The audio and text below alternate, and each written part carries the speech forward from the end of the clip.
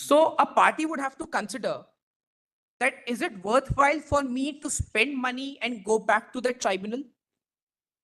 And at least one party should find sense in that procedure. So only to ensure that it is not an exercise in futility, at least one of the parties must benefit out of that process, and therefore at least one of the parties should give consent to it. If the basis for such was party autonomy, then both parties should have consented, or the provision would have provided for both parties. But it only says only one party needs to benefit out of it. So therefore, only one party needs to request. But what will be the scope for the 34-4 proceeding? That must be formulated in an application. You are saying court will formulate it in an order and take the... My lords, I bow down to that. Possible in all scenarios. Right. So if I were just to go for the literal interpretation on what the tribunal can do once that order, once 34-4 is in cognizance of the court, there's two-level test. One is the means test, other is the ends test. The ends test says that the arbitral tribunal will enumerate the grounds. So the 34 court can lay down the grounds that, look, if you don't change your order, I will set it aside on these grounds. So you are hereby given an opportunity to cure these defects, if at all they are curable. And the means test is, what all can the tribunal do to eliminate these grounds? Take such other action as in the opinion of arbitral tribunal. So tribunal is at liberty. Now, this is not a remand under order 41 rule 23, 23A, 27, where the appellate court itself says that, look, you're supposed to do these things, and the consent of parties is not required. Here, the tribunal is at liberty. Tribunal has the opportunity to eliminate the grounds for setting aside the order. This is the interpretation. However, my lord, there are instances of Singapore judgments, which are also referred to in Learned SG's submissions, where the courts have had put in annexure A to the order, and they have said, look, these are the 4 issues you need to determine now to cure the defects.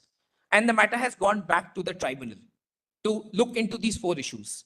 Of course, there were subsequent disputes of what this order means and what the tribunal can do. But this is one way, my lords, I saw that the courts were exercising this power under 34-4. And contrary to Kinari Malik, my lords, we simply say there should be a written application, because my submission is it can be just a consent of the parties. And there are 2 judgments. One is of Madras High Court, one Calcutta High Court. I have referred to in my submissions.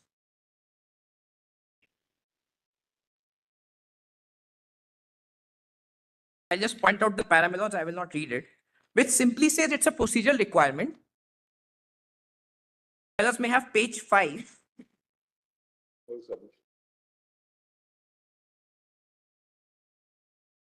Page 4 bottom.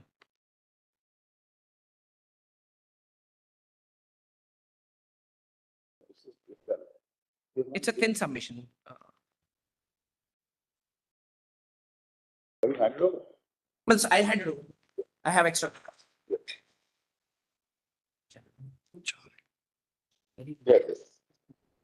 I'm sorry, because one is not in the form of paper. Yes, please.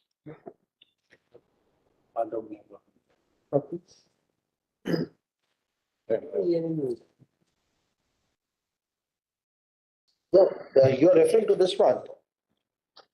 My name is Pallav Mongia. My should be filed in my name. Yes, that's the. That's the one. That's the one. Page 4 bottom is just a 7-8 pages submission. Yes. Page 4 bottom. Yes, where we can refer to MMTC. MMTC, my lords, absolutely, my lords. And I won't read the paras, but my lords, though these judgments say they are procedural in nature, but my submission is it should be mandatory, but in form of a consent, not in form of a pre-application. It's not a trigger point. It's more of a case of ex post facto compliance. Because if the because, my lords, once the court has made up its mind, you can understand if you said that oral application, written application may not be necessary. My lords, but on an oral request it will be made. My lords, then how can it be post facto? No, ex post facto in the sense that first the courts made up their mind, and then they seek consent. Not that after the tribunal exercise. My apologies. I'm sorry. Consent of whom? Consent of one of the parties. Because it should not be an exercise in futility for the parties. I think we're going in, absolutely. Look, it's for the court to decide. Courts know how to deal with it. When objections are there, normally what happens? The party which is objecting, there can be two situations. Right. The party which is objecting to the award may come forward and say, please get it corrected. But the greater possibility is normally the party which is defending the award Correct. and Correct. gets confronted with a situation where they are not able to defend the award. Correct. They may ask them to be sent over there. So that winning party will make a choice that, for example, mitigation of damages ground is not there. The party which wants the award to be, defending the award. Like in a given case, it can be the other party. Exactly, Milo. That's my point. But normally a person which is defending the award, they find it's impossible to defend it. So they say, please send it. Exactly. But So then it may say that, look, mitigation of damages considered. we should not now go into say how should application should be moved, whether it should be. No, that's exactly my point, my lords. If my lords were to say that this is not a application The mechanism. question is whether any modification can be done. Correct. Correct. And if So it can be done to what extent? correct, my lords. Correct. So this is a process which will trigger that You power. know, the language is very clear, where it is appropriate and it is requested. It is so requested. It is not an application. So even if a party makes a request, the court finds that it is not appropriate, Correct. court may still reject it. Correct. Now, I just point out 2 page numbers. I won't even take my lords to that. There are 2 Singapore judgments which are referred by the learned solicitor in his written submissions. And in the compilation 4, at page 1772, there are instances where the courts themselves said that you please address me on 34.4. The court invited submissions and it's recorded as part of the transcript, not just a recording in the law reports. my lords. Yes. The name of the Singapore case? I'm sorry. My lords, one is Bagadia Brothers. It's Indian case. No, my lords, that's Singapore, my lords. Bagadia Brothers versus Ghanshyam at page 1772. Volume 4.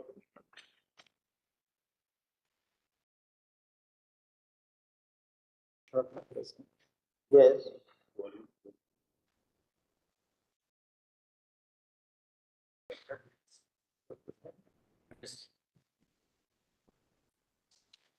In the first para itself, 4th line, my lords, on 12th April 2022.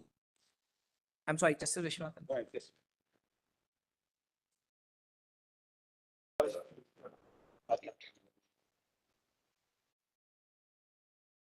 Yeah, what was the page?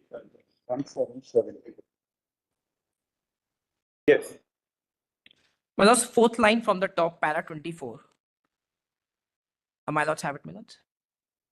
On 12th April 2022, I further directed the parties to address me on the applicability of 34.4 of the model law to the present application and whether it would be appropriate in the present case to remit the award to the arbitrator. There was no application. In fact, an objection was subsequently Why are you taken. going into all this? I'm going for all this. my What's lords, no how to deal with this issue? No, my lords, because it has been, my lords, in my humble submission, the requirement that it should be a written application, that may not be Just required. leave that part. And if it is so interpreted in such manner, then the power of modification indirectly comes. We will not go into that question. I brought the Millers. I just want to share this. Then my lords, may I have just one more page. On the next page, it's a chart. I'll just show that chart and I'll just end with it, my lords. Page number 8, there's a chart in my written submissions. My lords, may I have the chart. Just, I'm so sorry, I'll doubling it. Just 30 seconds. So we have understood the chart. It says where there's uncurable defects, it has to be set aside. Where the First- curable defects. Correct, my lords. There must that's be a the court will under try and 34. solve it. If the court cannot solve it, then it cannot, can be sent under 34.4. Correct, my lords. And my lords, Indian my lords, there's just one more. Done by Mr. Datar. Almost. My lords, this aspect was not argued.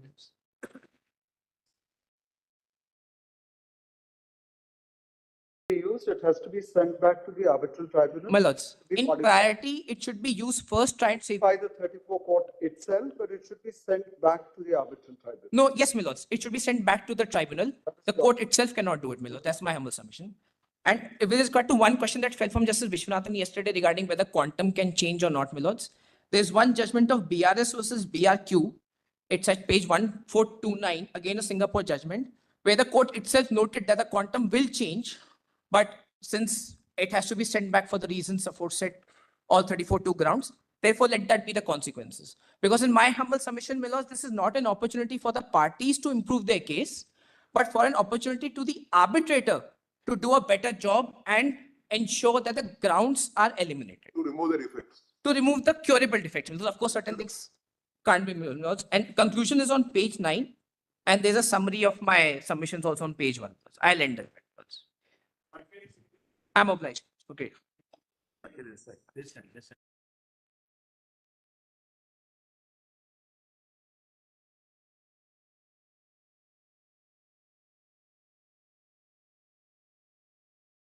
On this side.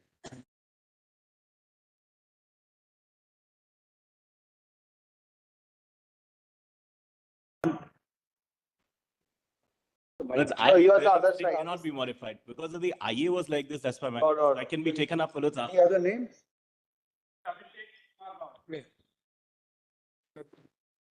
Our bare bones proposition is that when your lordships are to locate the power to modify or vary, whether it is to be located as part of the power to set aside an award, which is a larger power, my lord, or is it a standalone power which stands in its own right, my lord? My lord, my submission is that as much as the power to set aside is a power, the power to modify is a power in its own right, my lord. But why I would say this is, I've handed over just 5 sentences note, my lord.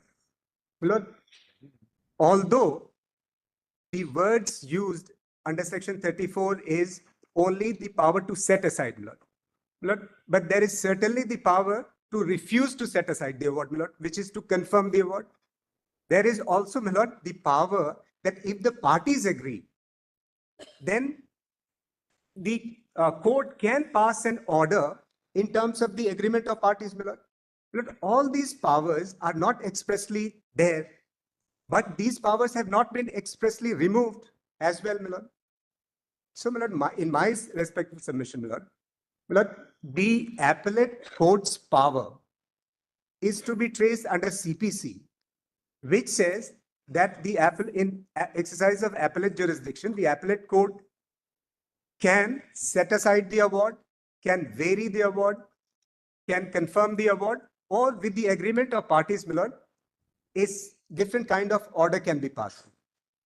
Now, my lord, so long as all these powers are subject to the express limitation on the power of setting aside, which is that the court in exercise of section 34 cannot review the merits of the matter, or there shall not be any reappreciation of evidence. Now, that's the test in my respectful submission. That is the test to be applied on all these 4 powers. The power to set aside, the power to refuse to set aside, the power to vary or modify, or the power to pass an order in terms of the agreement between the parties, my lord. It's an appellate power. It's an appellate power, my lord, which has not been taken away by this statute, my lord. The Arbitration Conciliation Act does not take any of the powers, my lord. My submission is that the express words relate only to setting aside. Right, my lord? But, my lord, the power to set aside is not to be seen as the power. Power to set aside is a power within the larger ambit of section 34. So 34 is the larger power in which, my lord, there is the power to set aside, there is the power to modify, there is the power to refuse to set aside, and there is also the power that if the parties are in agreement, then a different sort of an order can be passed, my lord. And the limitations only being this, that in exercise of any of these standalone powers, the court does not have to interfere with the merits of the matter or reappreciate the matter. But in that light, my lord, I have, my lord, taken liberty to just request your lordship to view the 3rd referral question. Lord, the 3rd referral question as framed is that whether the larger power to set aside entails the power to modify. Lord, in my respectful submission, my lord, if the words, my lord, if your lordship would have the 2nd page, whether the power and remove the words to set aside and it may be read like this, whether the power under section 34 of the Act, being the larger power.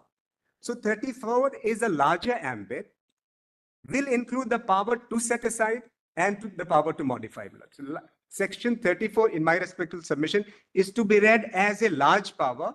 Setting aside is a part of that power as much as the other three powers which I mentioned, the power to modify, the power to refuse to set aside, and the power with the agreement of parties. This is my respectful submission. Great.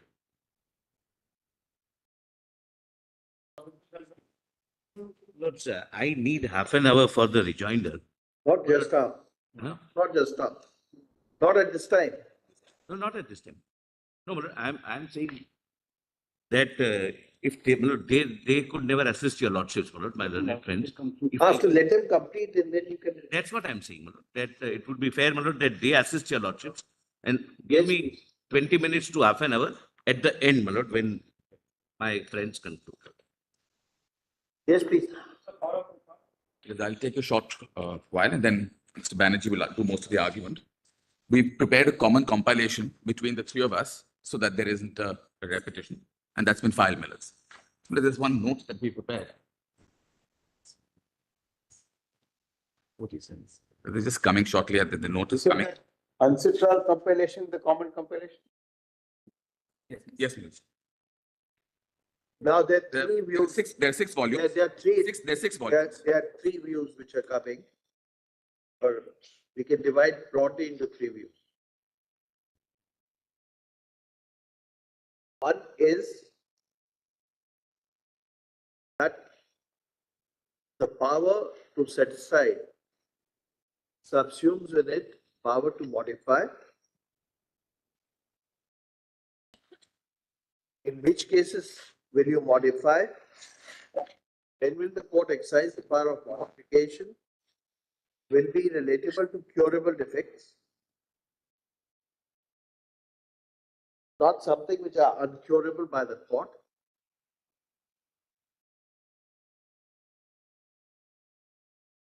But this has to be done. One aspect, one side says this should be done without going into the merit or reappreciation of evidence. There may be some difficulty in that, because whenever we are going to the patent illegality public policy clause, there is element of reappreciation. But not as an appellate court, but as a court within the confines of that power. See that. The second issue which has been argued sometimes is that in this, the court may not do it. It can always then exercise the power in appropriate cases under law section 4 to section 34. The third view is where the court can do it, it should do it. But where the court finds it, it cannot do it. And there is some way then you leave it to the arbitrator to carry out that exercise. That's a argument.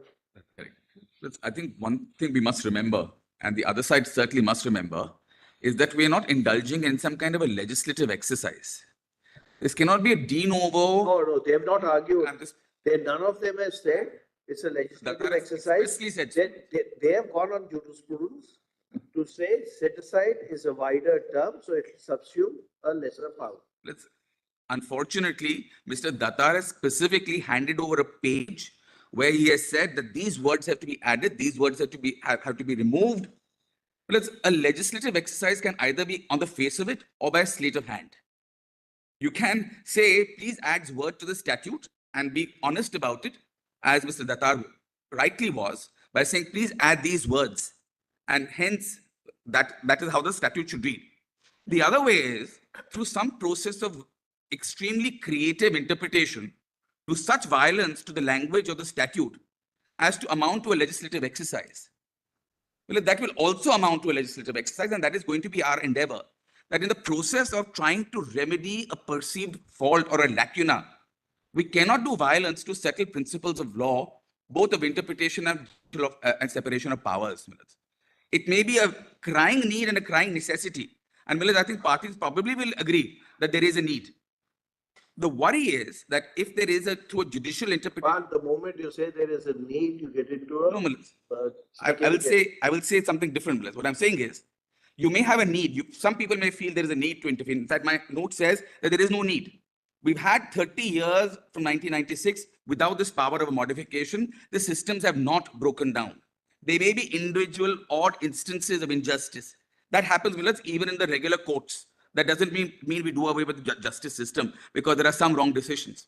Just because in certain instances, some people will have to spend money because of remand doesn't mean we take this entire system which has existed of setting aside alone as being the power and replacing it with something which may be far worse. Modification will become a hydra, Millers. There will be litigations upon litigations as to whether this amounts to a modification or setting aside. Is this curable? Is this non-curable? As of now, we have one round. We will have 5, 6, 7 rounds.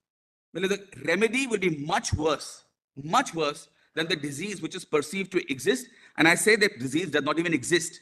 Who has come, Millers, on a regular basis and said there is a massive problem with modification? Yes, there are problems on odd occasions. But does that mean that we do such violence to the act and the language of the act to rescue Millers from this monsters hiding in the shadow? That is going to be the argument. How many cases will every person who loses will say, don't set it aside, modify it? In every case, this is going to happen. When the matter goes to a Section 34 court, one side will say uphold it, the other side say no, modify it. There will be a refusal to modify or a modification. One round of litigation with that will happen. Rather than being an expeditious process of arbitration, being a fast resolution process, it will be exactly the reverse. The consequence will be worse. Therefore, Millers, and that is why I'm saying it may not be desirable. And if it is desirable to a limited extent, it is for the legislature to hem in very restricted terms as to when or what circumstances can be modified. Those Millers, For the legislature, that can we say that the legislature has to do it for narrow purposes? that is for the legislature to do. We may not like it. We may want to have the power, but that just because we want to have the power doesn't mean you have the power. And Millers, the legislature may find creative ways as to how to rein in the power of modification when a judicial test is laid down by court.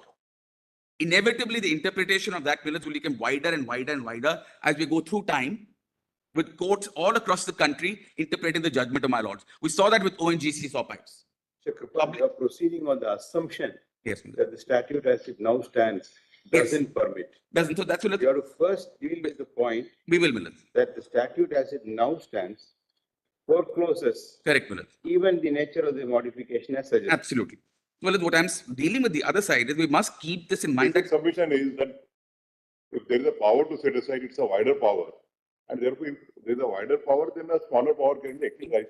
it's dealt with my note, and I will. And like Mr. Datar argued, if the legislature wanted a prohibition, then it could have provided a prohibition as has been provided in the Singapore Act. Yes, sir.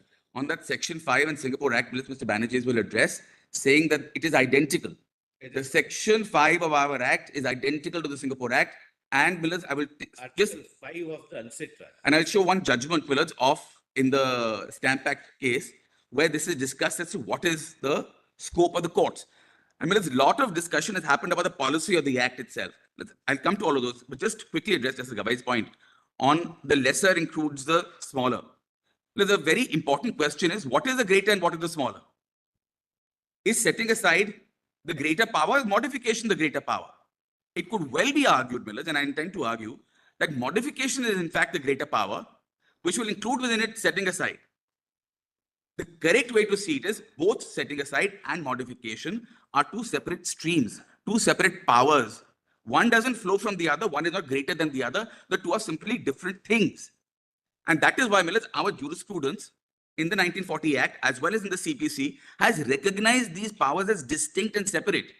When we start saying, Millers, that setting aside will include the power to vary, some will also argue and can be argued that since the greater power has a lesser power, and you have the power of setting aside, then that setting aside power will also, in a case of a regular appeal, Millers, as a matter of law, because my laws will be deciding as a matter of law, does greater include the smaller, applying not just to arbitration, the implication would be in a regular appeal, The greater power includes a smaller power. That would also imply maybe the power of review, because review is less of a power. This court has always said review is a substantive power. But if this theory of lesser including this is included in the greater, then Millers, why would review not be included in the greater? On what basis can we then say the courts don't have a power of substantive review? Because that will be the inevitable effect. Because when my lords decide, it is not just an attempt to cure a problem in a particular statute for a particular problem. No, review, merit review is on the scope of the power. This is on the power as Yes, Millers, what I'm saying. contemplated within that contemplation. Correct. Millers, if the argument is going to be that the power to modify is a subset of the power of setting aside, and setting aside is such an extreme power, every appellate court has a power to set aside an order. See, the argument is very simple. If you can set aside, that means you can destroy the award. Why should it have a subset that the court can exercise the power to modify the award and ensure that the litigation comes to an end? After all, practical reality is that litigation should come to an end. Millers, And unfortunately, rather than having a, so therefore the argument is not based upon that a new power be conferred on the court. They say power to set aside includes in it the power to modify. Yes, the power to modify will have to be exercised within the four corners of law. Yeah. That is, that without going into, it should be curable defect. It should not be non-curable defect. well, I'll come to that. Point is, just as a preface, is when you start reading a different kind of power into another power. What my lords are being asked to do is, by saying that the power to set aside includes a lesser, so to say, lesser power of modification, by implication, therefore, setting aside includes modification, is erroneous for the simple reason that it is not as though it is a lesser, greater, sideways power. It is a different power altogether. One that has been recognized in our jurisprudence in the 1940 Act. Because Millers, if the power of setting aside included modification, there was no need for the Arbitration Act of 1940 to use the word modification separately. There was no need in our Code of Civil Procedure, in order 41 Millers, I'll take my lords to it, 41 rules 24 to 32 to say pass an order, vary, etc. Then the appellate court would only have the power to set aside a judgment or uphold a judgment. It has always been the view of the courts and the jurisprudence in our country that the power of modification, which is actually the language used is variation, is different from the power of setting aside or upholding. These are different and distinct concepts, because and that is why I mentioned review. Review is also a distinct concept. But if one power is supposed to be read into another, then why in the power of setting aside would you not also read in the power of review in a case of an appeal, which has never been the case? There are judgments which are clear that power of substantive review is a distinct power. Nevertheless, review is the same species as modification when it comes to the alleged greater power of setting aside. This is Kumar's question. The substance of section 15 of the 1940 Act, Yes, it is. it has been smuggled in Correct. the 1996 Act, partially setting aside in 34 Yes, that's to B proviso, correct. and what is that, 34 to 33 minutes. to B proviso, and 33, Yes. is it not? Yes, but one portion is not. Is the absence of the word modify in the 1996 Act to be given so That's- much significance in the light of this? That is not at all my case. My point is, as a concept, modification is always seen as a distinct concept from setting aside. So even that power in the 1940 Act, while it has been smuggled in, to use my lord's words, into the 1996 Act, it has been smuggled in legislatively as a different concept. Because if it is not a part of the setting aside, there is no need to smuggle it in, because the power of setting aside will include all powers. Then why have section 33? Why have section 34(4)? Accepting your argument, the wider power of setting aside may subsume within it the power to partially set aside. Yes, power to set aside is the same as power to partially set aside. That is a subset. That would be the subset. Mr. Datar had cited a case of Atmaram. Atmaram was a case, the question was whether under the constitution, I'll take my lords to it, whether you have the power to regulate an estate, whether certain rights under the estates of holdings would also be regulated. That is clearly a subset. when you have, we all know property is a bundle of rights. When you give authority to deal with entire property and you deal with some of those rights which constitute that bundle, it's lesser subsumed within the larger. Is conceptually, however, modification setting aside fall within that frame of reference? Not at all. It is entirely different. Just because we're looking for a mechanism to find that power doesn't mean we can start doing violence to these concepts, which have been known to our courts for a century. As I said, we'll see. We are not looking for a mechanism because Hakim says yes, you can't do it. Yes. We are considering whether it is correct. Correct. I'll take my process. We are faced with all these submissions. Yes, I'm not saying when I say my laws are being asked to do it, my laws are being asked to read into the power of setting aside a power of modification or variation. As I said, please look at the CPC, Code of Civil Procedure.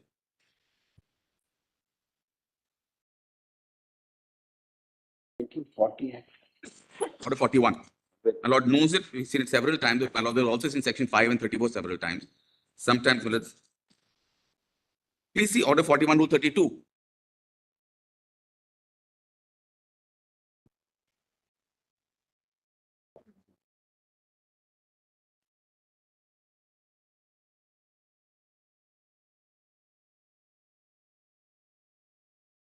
This is 1908. So this is something over 100 years ago that the legislature knew.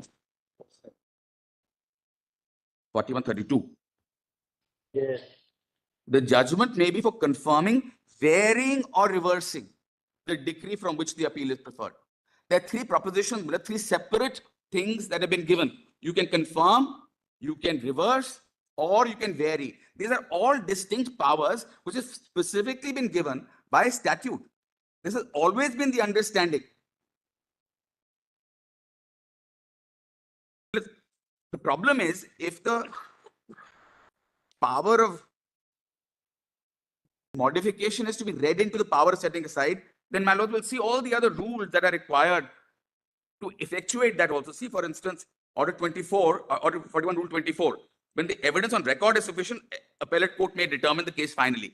Because appellate court is given all the powers to vary, modify, and decide.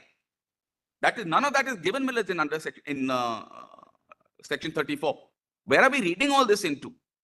Entire elaborate scheme which is given in the CPC of Order 41, Rule 22 onwards to 32. None of this is present. How will the procedure work? And why should such a procedure work?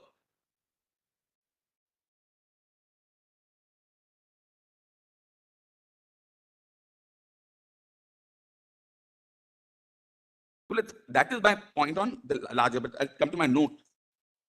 The note has been handed over. It's roughly some substance of it. So we have to look for the conceptual basis through which any power of modification is to be found. It has to have a basis in law. Its first can be done through the process of adding words to a statute, which was the argument of Mr. Datar. He had specifically given a sheet saying, please add the words or partially set aside, comma, modify. That was given to my lords. That has been a specific argument of the other side, not something that is, the problem is this, sometimes this is lost in the flourish of argument. My lords will read this. The petitioners have argued there's a power to modify an award. However, there's an absence of conceptual clarity as to where this power is located. Some of the petitioners argue that the statute be amended and certain words added allegedly to make the statute workable. And we say that this argument of Mr. Datar to add words to a statute cannot be made to make it workable is wrong for several reasons. First, the general law of the land is my lords will not add words to a statute. That's the general principle. First principle. First principle, because I thought that is rather obvious, but it is important still, to put it out to my lords, that my lords do not add words to a statute. But some months ago, we were arguing on the other side saying you add words to certain other statute. It was not added by this court, saying that we don't have the power, only Parliament can do it. Well, the same thing here, that there is no power in an Arbitration Act also, and it will be done by the legislature. Source of the goose, source of the gander. So there is no general power to add words to a statute. Second, they say there is power to add words to a statute in certain cases when the statute is unworkable. It is not as though the Arbitration Act of 1996. Or to save it from absurdity. Yes, but how is this absurd or unworkable? It may not be a desirable effect to some people.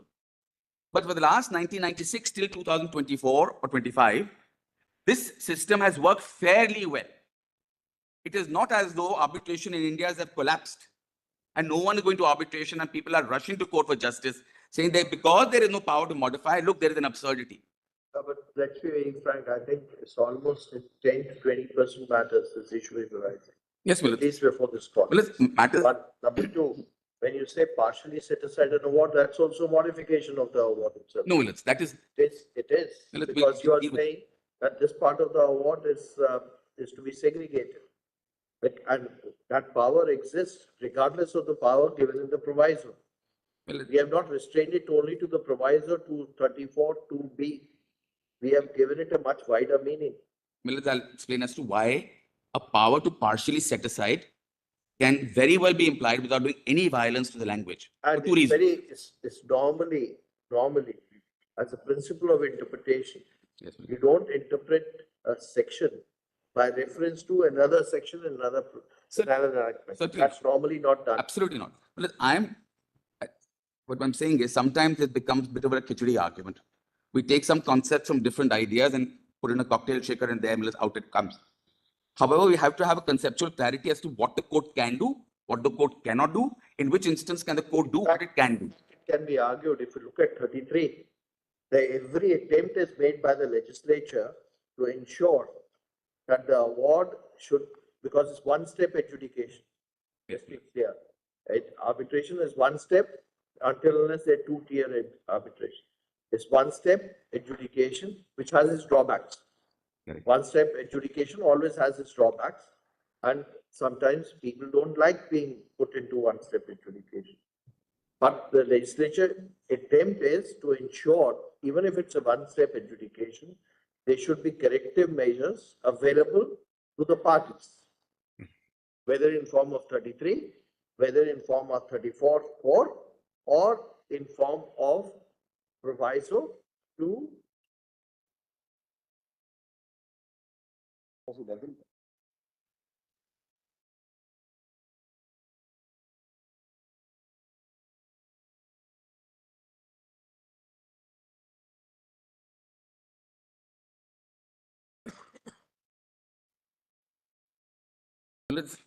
I would submit that it is no part of the policy of the Act to uphold an award come what may.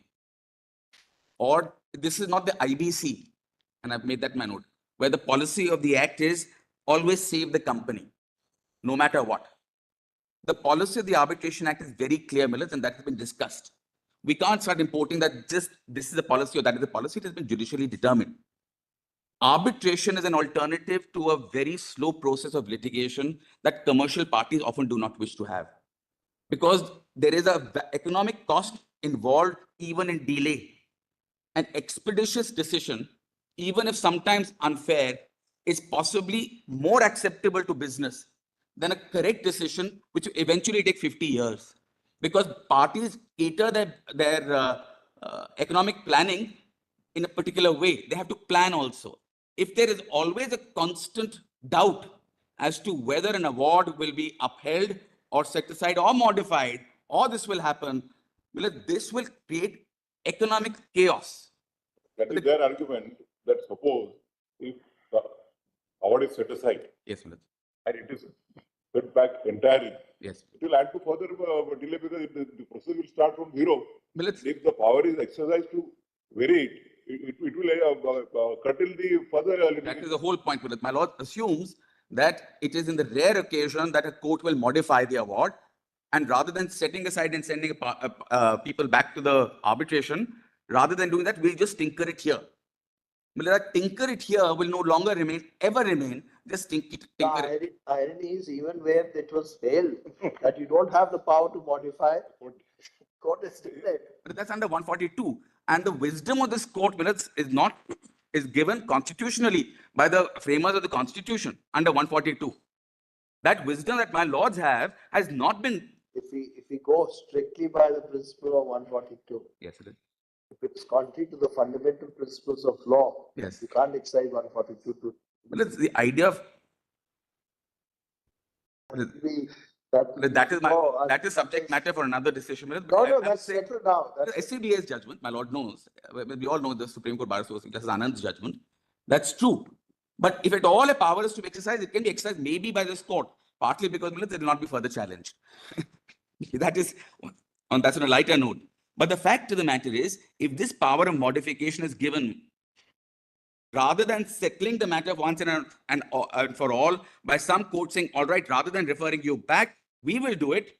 That modification will happen in every instance. It will be a boon for the lawyers. That without doubt is the case. Whether it's so good for the clients, we are not so sure. So the remedy will be. All that will happen is both parties will appeal under 37. Yes, Willard. So rather than one part, setting aside. there will be another round. First, there will be a round, Willard, on. Anyway, there is going to be an appeal. So Willard, there will be first appeal, first on the question of as to whether it is, you can modify or not. Secondly, there will be an appeal on whether it's curable or not. Third, once it is held to be curable or not curable, to the extent of being cured. This will blow a hole through the entire arbitration process, which has worked reasonably well for 30 years. Again, coming back to this, there have been instances of problems, I'm sure. But there have been instances of problems, as I said, with the justice delivery mechanism as exists currently with the law courts. It's not as though every judgment is correct by every court.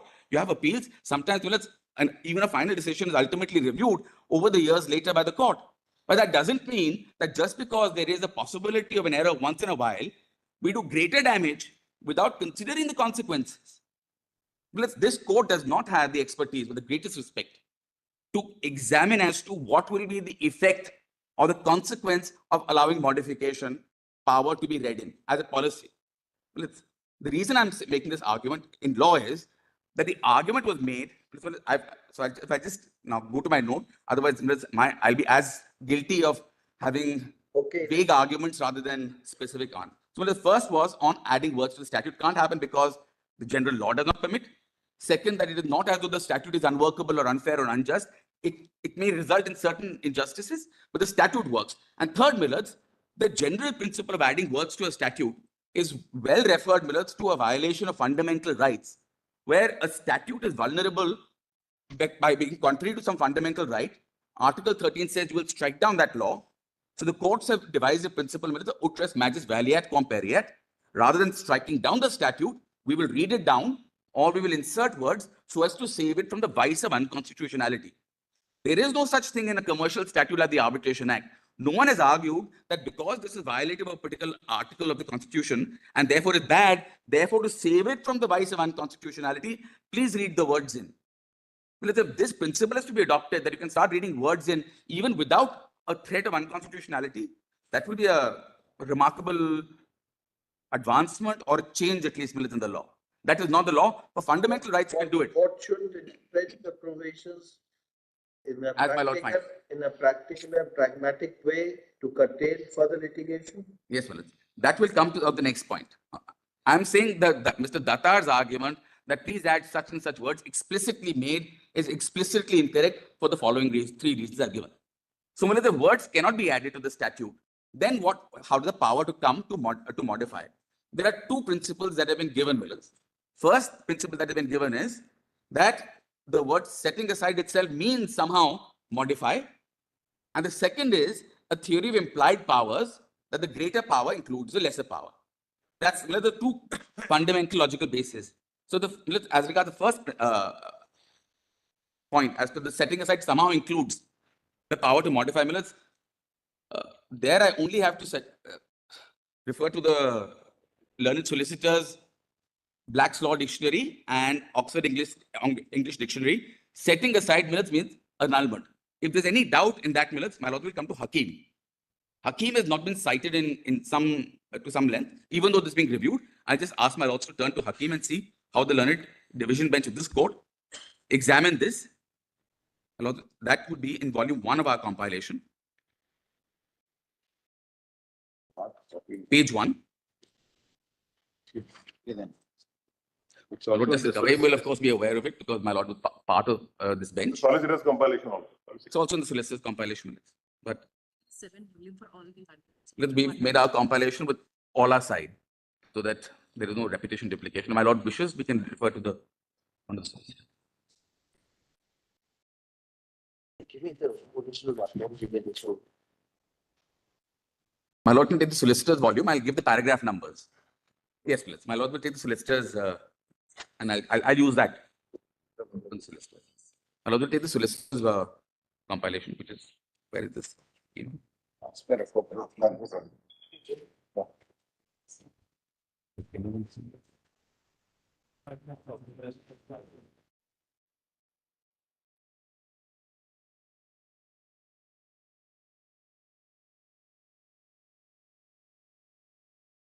For the page number in the solicitor's compilation. Does my lord have it? My lord has it. Solicitor's compilation page 11. SCC. Yes, please. It's a new compilation. May I give paragraph numbers so that my lord can then follow it? Let's read paragraph 2 as to how the matter came to court.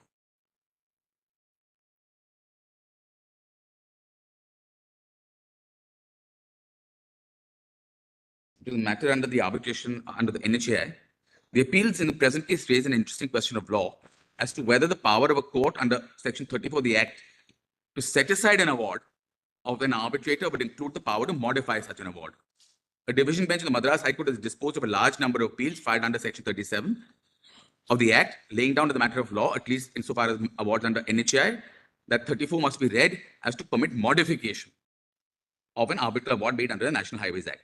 My lord will then come to, my lord will leave the submissions. Mr. Mehta Milad was saying, had made the same submissions as he has before my lords in paragraph 5.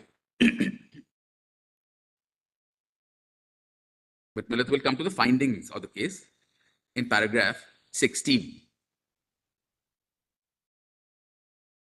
Because the court examined the policy of the Act as well.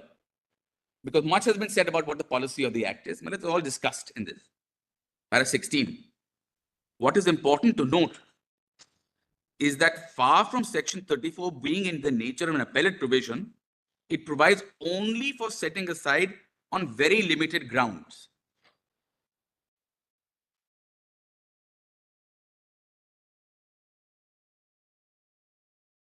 You can go ahead. Grounds. Yes, please. Provides on very limited grounds, such grounds being contained in subsections 2 and 3 of the Section 34. Secondly, as a marginal note of Section 34 indicates, recourse to a court against an arbitral award may be made only by an application for, and highlighted, setting aside such award in accordance with Sections 2 and 3. Recourse is defined by P. Ramanatha Iyer's Advanced Law Lexicon as the enforcement or method of enforcing a right. Where the right itself is truncated, enforcement of such truncated right can also be only limited in nature. What is clear from a reading of the said provisions is that, given the limited grounds of challenge under subsection 2 and 3, an application can only be made to set aside an award. This becomes even clearer when we see subsection 4, under which, on receipt of an application under subsection 1 of Section 34, the court may adjourn Section 34 proceedings and give the arbitral tribunal an opportunity to resume arbitral proceedings or take such action as will eliminate grounds for setting aside the arbitral award. Here again, it is important to note that it is the opinion of the arbitral tribunal which counts in order to eliminate the grounds for setting aside the award, which may be indicated by the court in hearing its Section 34 application. So even 34 formulas first starts from the arbitral tribunal. Then para 18 is important as to what setting aside normally means in international law. Redfern and Hunter in international arbitration states that the model law does not permit modification of an award by the reviewing court as follows. The purpose of challenging an award before a national court at the seat of arbitration is to have that court declare all or part of the award null and void. There's no question of modification, Millard. It's null and void, internationally accepted, internationally recognized. If an award is set aside or annulled by the relevant court, it will usually be treated as invalid and accordingly unenforceable, not only by the courts of the seat of arbitration, but also by national courts elsewhere. This is because under both the New York Convention and the model law, a competent court may refuse to grant recognition and enforcement of an award that has been set aside by a court of the seat of arbitration. It is important to note that following complete annulment, the claimant can recommence proceedings because the award simply does not exist. One minute, please. This was highlighted by the solicitor also. Yes. What has happened is, what was pointed out by Mr. Datar was, judicial model was really relating to international commercial transport disputes. So when you are interpreting it, where the Indian domestic awards or the Indian domestic arbitration, do not keep those in mind, because we are then going back at point of time. We are then going back in point of time. Yes, we often use the word that the court power of interpretation is reflective of the legislative intent. But that's all. Legislative intent is then gathered by us and not by the legislature. So while doing it, if we apply this principle, we are applying this principle which relates to international. There's a difference between international arbitration, because then the concept of the law applicable to that arbitration proceedings, the substantive law, the law applicable to the arbitration procedure of that country, all these issues come in. Actually, that's already come in certain other side as to whether the seat and venue of arbitration and domestic I'm arbitration. no, seat and venue does come in, but only with respect to the court. Yes, but not with respect to the law which is applicable. I'll make a simple answer to that. My lords are saying to me, as Mr. Datar has argued, is that the UNCITRAL model law and this discussion of international law will have no relevance because that is in the context of international arbitration.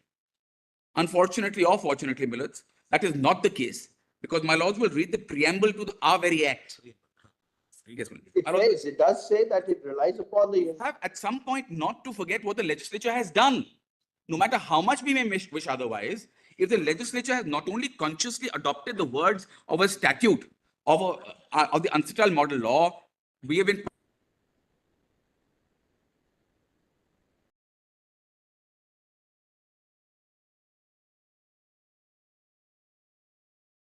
take the preamble with me just for a moment. Please read the act. Whereas the United Nations International Trade Law has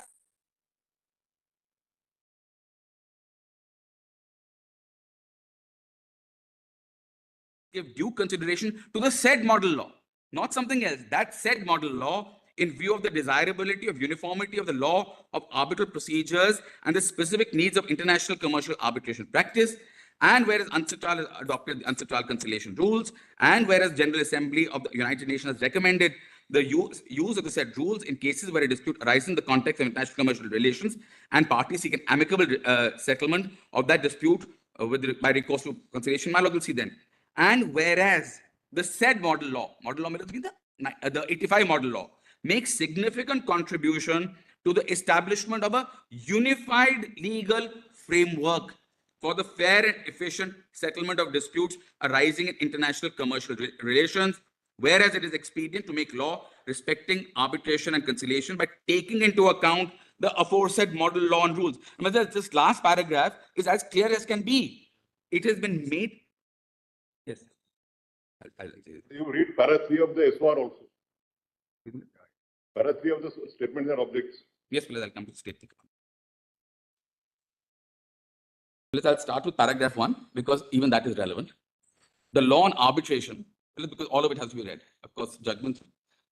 I'm trying to show that this was not some willy-nilly endeavor done in the blind, unaware of what UNCITRAL decided, and we had a different thing in our mind as to what setting aside means. Everyone in 1985 and 1996 was very clear, and Parliament was certainly very clear as to what setting aside means. It has a specific context and a meaning in international law, Millets. It is not just the 1996 Act. Even prior to that, the Foreign Awards Enforcement Act, Millets, the 63. Millets, the 40 Act. All of these had the concept of setting aside. Parliament was aware. It's not a new concept suddenly accidentally filtering in to domestic arbitration to the root of international law. No, that is not the case. Parliament was aware, and therefore, my lord will see the statement of objects and reasons. The law on arbitration in India is at present substantially contained in 3 enactments, namely the Arbitration Act 1940, the Arbitration Protocol and Convention Act of 37, this is the Geneva Convention, and the Foreign Awards Recognition Enforcement Act 61, this is the New York Convention. It is widely felt that the 1940 Act, which contains the General Act of Arbitration, has become outdated. So an attempt to move away from the 40 Act, and instead the power modification is now read in, it will become like the 1940 Act again. So the attempt of the legislature to move away from the 1940 Act is effectively being argued against, which contains the general law of arbitration become outdated. The Law Commission of India, several representative bodies of the trade and industry and experts in the field of arbitration have proposed amendments to this act to make it more responsive to contemporary requirements. It is also recognized that our economic reforms may not be fully effective if the law dealing with settlement of both domestic and international commercial disputes, with both, remains out of tune with such reforms. The intention is very clear.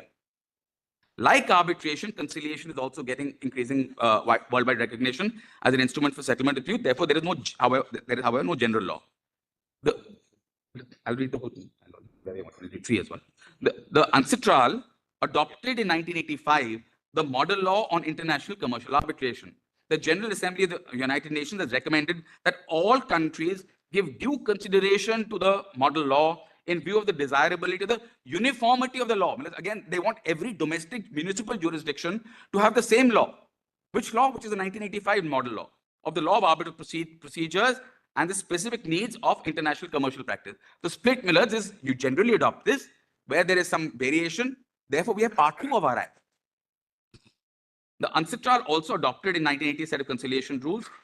The General Assembly of the United Nations has recommended the use of these rules in case where parties arise in context of international commercial relations, parties seek amicable settlement by recourse to conciliation. And important of the UNCITRAL model law is they have harmonized concepts of arbitration and conciliation of different legal systems of the world and thus contain provisions which are designed for universal application. All across the world, setting aside means setting aside. When it doesn't mean, provide for a difference. If we want harmonization, we can't in India say that harmonization is something different. What they're saying is it's by the same law, but the fact of the matter is several countries, including the Western world, where arbitration is perhaps the default mode in commercial arbitration, commercial matters, they have power modification. no, that's statute. You can't argue that if you bring in modification, you'll be violating the international. No, that's not what I'm saying. What I'm saying is a particular understanding. I'll read this line again as to what I'm trying to say. What I'm trying to say is that the UNCITRAL Act and our Act was. You may be right to that extent. You may be right to that extent. But during the course when the discussions was going on, whether model international law of international. At that time, they said modification should not be, there was debate whether modification should be included or not, and they left it. They left it at that. Yes. Look, what I'm trying to say is, what is the word setting? It is clear that yes, they did not want to lift it as it is for the domestic arbitration. I'll read paragraph 3. Let's read this.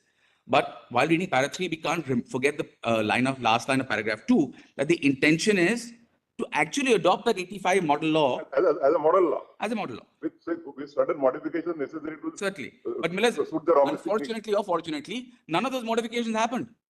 It was open to the legislature of India when adopting that 1985 model law to make suitable amendments. Where they made suitable amendments, we know. Where they've not made, they've not made. And where they've not made those amendments, we can't then say that even though you chose not to make those amendments, we will somehow read a power that there was an intent to depart from what was commonly understood. What was commonly understood in 85 and 96, setting aside means only setting aside. The legislature chooses not to depart from that. It was open to it. They chose not to depart from it. Having chosen not to depart from it, we can't say that even though they chose not to depart from it, merely because they could have, means that they have. That does not follow, Millers. It was open to them to do that. And in fact, I would argue the reverse.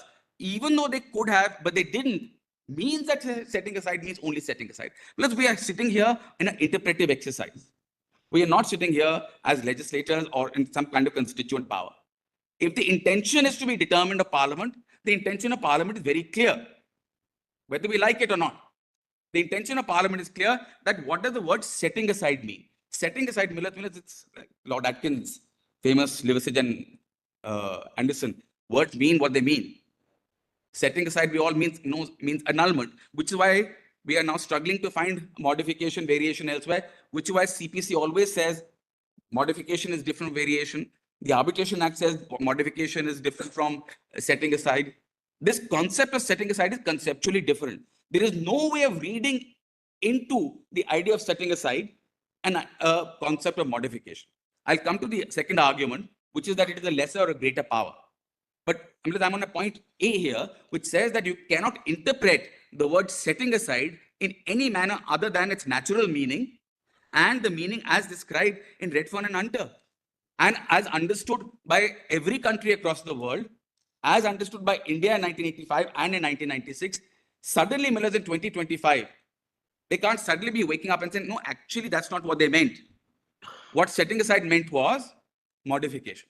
Well, this stroke of genius that we lawyers sometimes get to read words interestingly and differently, cannot work when the words of the statute are clear.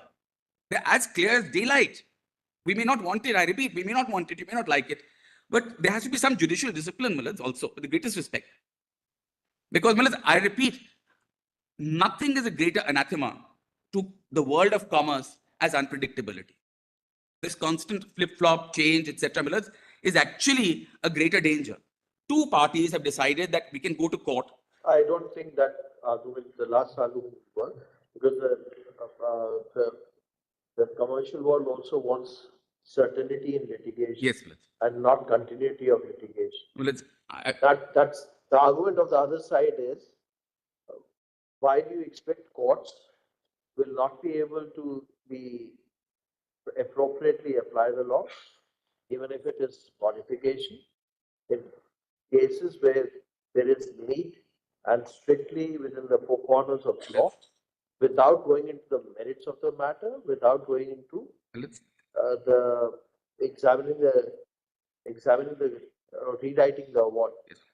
In those limited set of, they are not asking that it can be court can sit in a judgment in an appeal, and as was suggested in some of the cases, in one or two cases that is suggested, but most of the advocates on the other side have never said that we should become the appellate body.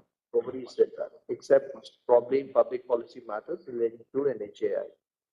Well, the question is not as to what is desirable. Nobody's argued. It is a question, Millers, of what is the law. That's what I am on. Let me put it very clearly. As far as commerce is concerned, that may not be. The first argument of yours, No, let's, that if we have adopted the unilateral model, yes. and the intent of the legislature was to exactly take up the unilateral model, then setting aside doesn't include modification. To some extent, maybe right. So look, again, just as a legal framework, just put it back, skeleton of legal framework. You can't add words to a statute. You can give. I'm just finishing my point. Second is you can read modification into setting aside if the words itself have some ambiguity and permit for that. I'm argued that is not the case. That is not possible. There is no ambiguity in the meaning of the word setting aside. Through no process of interpretation can we read variation into the setting aside. That's the second point. Third point, Millers, is whether the greater includes a lesser. Millers, in another way, Millers, I suppose, of saying that the word setting aside may include variation or modification, even if the golden rule of interpretation, which is read the words as they are, is not to be taken, and that was also argued by the other side, is through some form of purposive interpretation, that you interpret the words of a statute so as to effectuate the policy behind it. That has been, Millers, a substratum of a large part of the argument of the other side. But I'll say some things to that. One, that principle can only be adopted when there is an ambiguity in the words of a statute. It cannot be adopted generally. Where is the ambiguity in the word setting aside? It's as clear as daylight. It's clear, Millers, to us in 85, in 96, to this court, Millers, in Hakeem, to Redfern and Hunter, to every country across the world, which was given a separate power for modification. So they know what setting aside means. It is clear to our legislature in 1908 in the CPC when they say there's a different power. To all authorities so far, these two powers have been seen as distinct, and setting aside means setting aside. Well, it's English language. So, well, therefore, there is no scope of a purposive interpretation. Then, well, if my note is to be seen, then assuming a purposive interpretation is to be adopted, then two things need to happen. First, you determine what is the policy of the act. And second is to ask yourself as to whether the interpretation being sought to be offered will further that policy of the act. Both things, rather than purpose of interpretation, my laws will do these two tests. What is the policy of the act? Very often it has been said that, look, it becomes very expensive, very expensive. No part of the arbitration exercise is to make it cheaper for parties. It is well known that arbitration is more expensive. What is important and has always been stated in every judgment of this court, including the Stamp Act judgment, if need be, I'll refer to it, is the policy of the Arbitration Act is twofold. One is minimum judicial interference, embodied in Section 5. And the second is expedition. Expedition and non-interference. And Millers, I would dare say that non-interference is a concept which is in furtherance of expedition. Well, if non-interference is the purpose of the act and expedition is the purpose of the act, one, I would say, leave the expense of the parties away. Parties know when they choose that they're going to arbitration, that they may come with a situation where the award is set aside and they'll have to restart it. They do that in commerce. It is not a problem. It is parties well know that. Yet they choose to opt out of a general judicial system and go to arbitration. So let expense, please leave out of it. The considerations of expense, parties are presumably factored into their own mind when signing that contract, because it is party autonomy. Parties know what they're doing. So the question is, Millers, of expedition. Millers, if legislature says Section 5 in furtherance of expedition, I dare say the question will then come to the second part of the purpose of interpretation test is whether modification and the power of modification will expedite the process or further retard it. By reference to three examples coming from other side, think, look in my case, modification would have quelled the litigation there and then, forgets the fact that it would, I repeat, in this court it may quell it because there is no further ground of appeal. If that power is to be exercised by every single trial court, even the high courts will exercise a trial jurisdiction when they have original side. But it is also exercised by district courts in every country. In every court in this country, there will be an application of a modification, no matter what guardrails my lord gives of curable, incurable, this, that. Every party will say, well, look, this is a curable defect, cure it. You can do it. The other party will say either you should not have cured it, it is inappropriate, or it is not a curable defect. There will be one round of litigation which will go on that alone. Because I give again the salutary example of that may not be correct for a simple reason. The power to modify will only arise in case the court forms a conclusion that the award is patently wrong or contrary to public policy, and therefore it's liable to be set aside. First, you have to form that conclusion.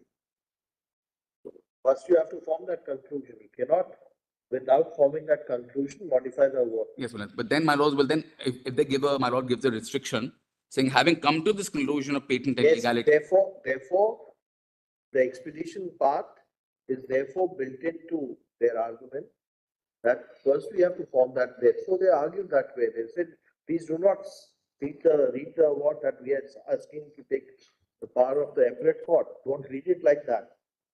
Except some of the counsels did argue in public policy matters, the approach of the court in 34 should be much broader and wider.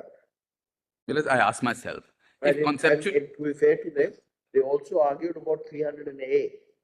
So that was also. I'm not such a jurisprudent as to. They argued about 300A, saying that a property is being taken away. What is being given, what is the adjudication, the arbitration is by a government officer. And therefore, if you're not going to read 34 broadly, to include the power of modification, it may lead to difficulty. So, Arbitration Act, as enacted by the Parliament, is not only being applied to pure commercial matters.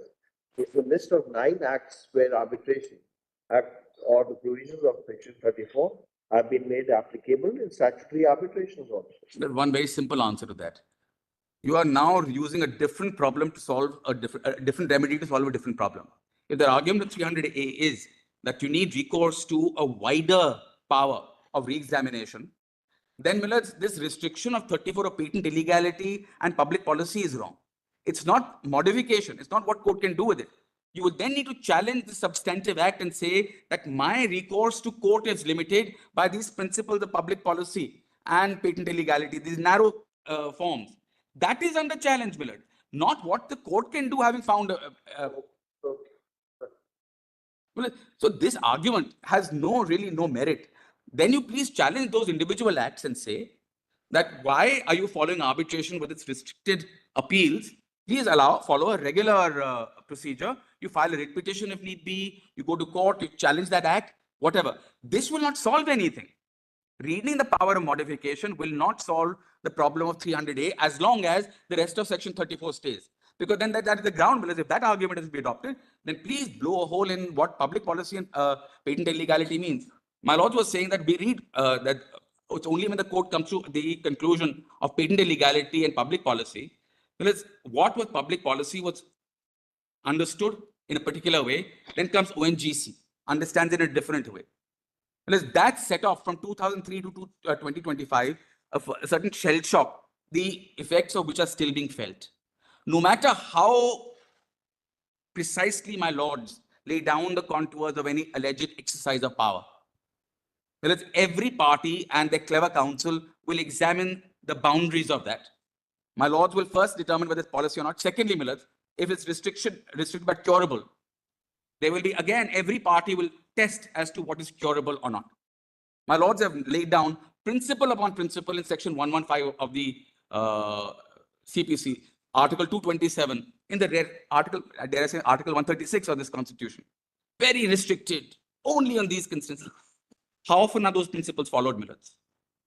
And the way there has been a boom of revisions and 227s, every 34 court would become like a revisional and appellate court. And rather than being expedited, it will retard and completely act contrary to the purpose behind the statute, which is speed.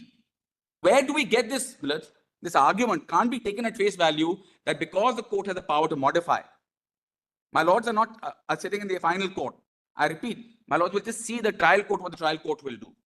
That trial court will modify, Millets, if it comes, even though when it is not required to be done, as a revisional court often indulges. And then, Millets, again, I repeat, that round of litigation starts, delaying arbitration. And here, Millets, again, I ask myself, in the last 30 years, save a few instances of individual injustices where, at best, the party is not remediless. The party can start an arbitration again. It may be expensive, but not being expensive is not a part of the problem of arbitration law, why it exists. But what happens if the clerical error application under 33, yes, Millets, a patent clerical or arithmetical error is not considered, it is dismissed by the arbitrator? Millets, there the legislature has given a power to the court to step in and do something about it. Where is that? 33. 33 Millets. Millets, one is 33.3. Within 30 days, either you go to the court, go back to the arbitrator. Yes. If the arbitrator doesn't do it, then 34.4. No, But if this power exists, you go back. The question is, why should the court have this power? I'm on clerical and arithmetical error. Yes, Millets, even under Even 34.4. that without 34.4 you can't do. Millets, All right. it is not as the party is remediless. The question is, where is the remedy? Is that remedy before the court or before the arbitrator? All right. Then time limit for challenging the award expires. It attains the status of a decree. Will 152 CPC be available at that stage or not? Because 152 is available only when it becomes a decree. Millets, no, I would say no, because it doesn't become a decree. Under our act, unlike when it's made a rule of the court, our award does not become a decree. No, it is enforceable as a decree. Enforceable as a decree is different than being a decree. It is a Because fiction. if It is there a is a fiction. big difference between being enforceable as a decree and it being a decree. There are several judgments, if my lord wishes, we can cite them. It has always been understood that this is not a decree, because if it becomes a decree, then that problem, Mr. Pushkarna, comes into play. If it's a decree, then why is it not challengeable under section 96? It's not. It is not a decree, Millets. It is enforceable as a decree means an Amazon that has been held. It is not the law of our land that an arbitral award becomes a decree. It is very clear it is not. As if it were a decree. As if it were a decree. I mean, it's a deeming fiction for the purpose of an execution. Even 152 can't be exercised. May not be, Millets. Because these are timelines specifically. So a 34 court without 34-4 cannot even correct an arithmetical or a clerical. Because it may seem shocking. It is shocking because Maybe. 152 power Yes, ma'am. is founded on actus curiae principle. Well, actus curiae would be the tribunal. You go back to that tribunal which is acted in that way will correct it. It is, I repeat, not a case where the party is left remediless. Does it correct it? Well, it is not a case of ibi jus ibi remedium. That is, I suppose, the principle and my Lord Justice Vishwanathan is mentioning. There is very much a use, then there is very much a remedium, only the forum changes. The forum is not, well, this is a way to read this act which is logical. Now we're trying to find a better way is not the way which is permissible.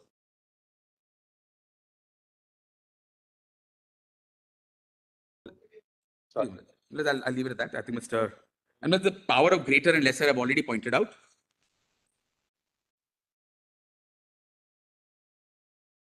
I have lots more, but I will follow the discipline. My lords has indicated they want to hear something. I will not. I will say nothing. Mr. Banerjee. How many of you are there from this side? That's it.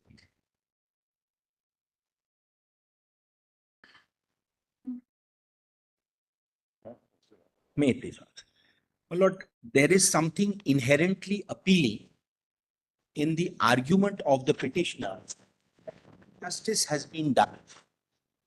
That's the first, my Lord, point that certainly strikes the judge, that some injustice has been done and we must step in and solve the problem.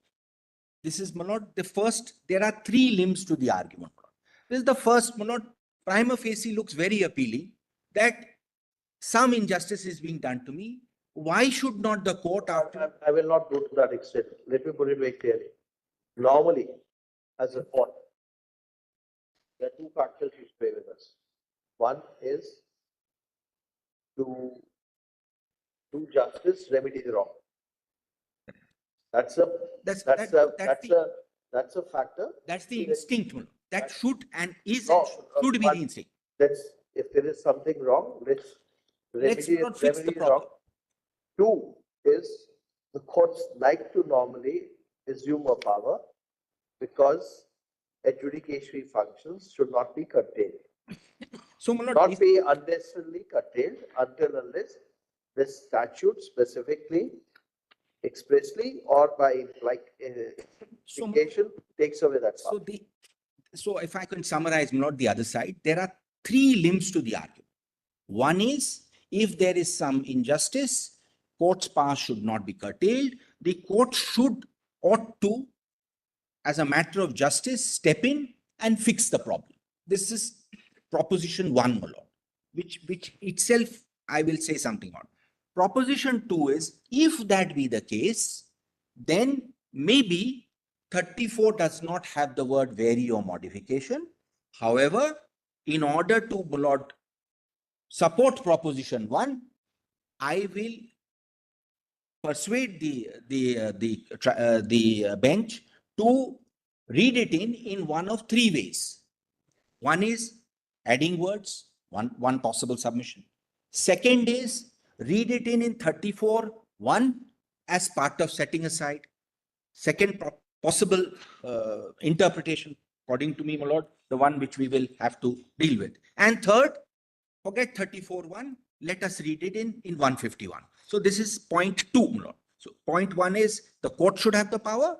Point two is, if the court has the power, these are one of three methods to do it. And three, realizing there's a problem with an untrammeled power, we realize there's a problem that there cannot be untrammeled variation. Guidelines have been suggested by various parties in various different ways.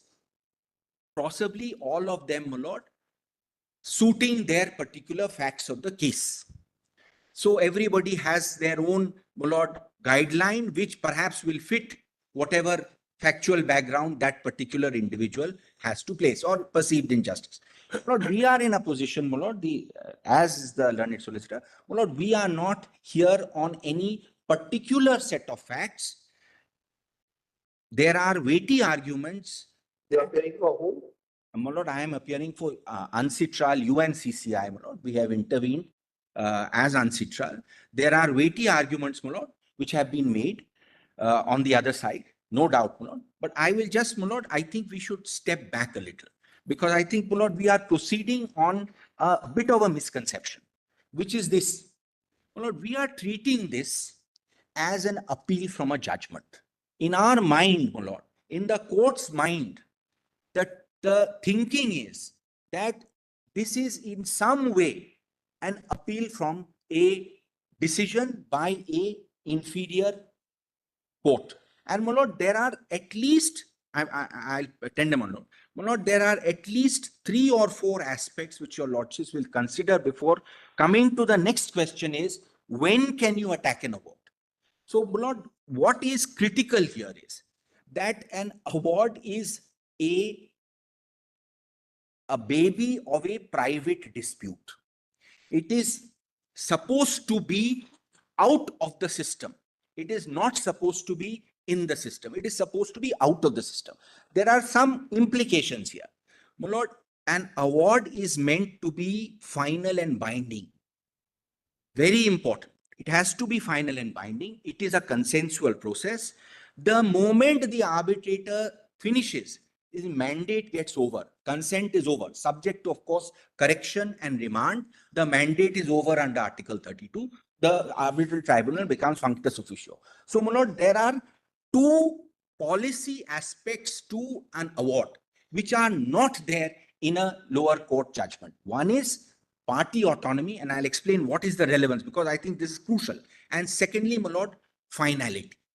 You go into arbitration, nobody is forcing you, my lord. We have to proceed on the basis that nobody is forcing you to go to arbitration. It is a consensual process.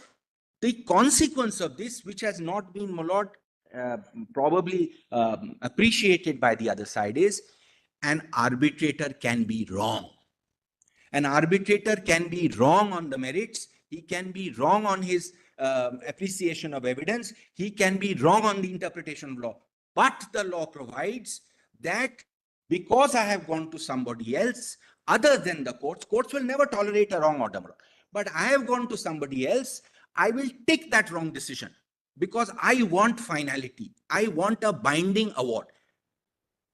Therefore, my lord, 34 is restricted, that it has to be at the level where there has to be patent illegality. So, my lord, the first point I want to make is, please do not consider this as an simply, my lord, the intention is to keep it out of the court. So, my lord, however much the instinct is to render justice, that justice has not to be rendered by the court, but that justice has to be rendered by the tribunal.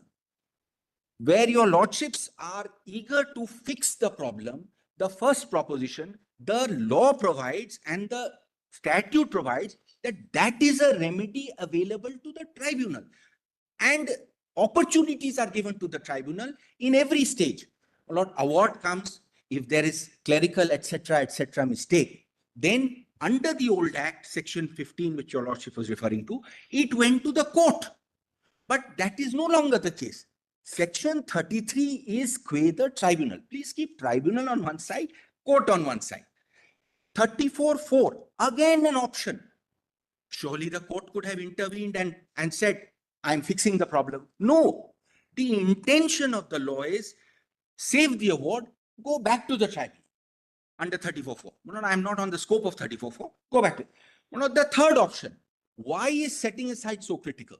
Not because of essentially, why is modification not provided? Because of the problem of cherry picking. If you actually believe, if you really believe that that tribunal has messed it up, that it has not followed natural justice, or it has gone completely outside the jurisdiction, or it has made such an obvious patent blunder, why should you trust the tribunal's judgment on other points? I'll give a simple example, and it happens every day. 5 claims are made. 4 are rejected. 4 may be wrongly rejected because it may have been in appeal reversed, but 4 are wrongly rejected. There is no 34. The 5th claim is allowed, but even there the arbitrator commits a mistake, maybe on the overhead or A, B, C, D.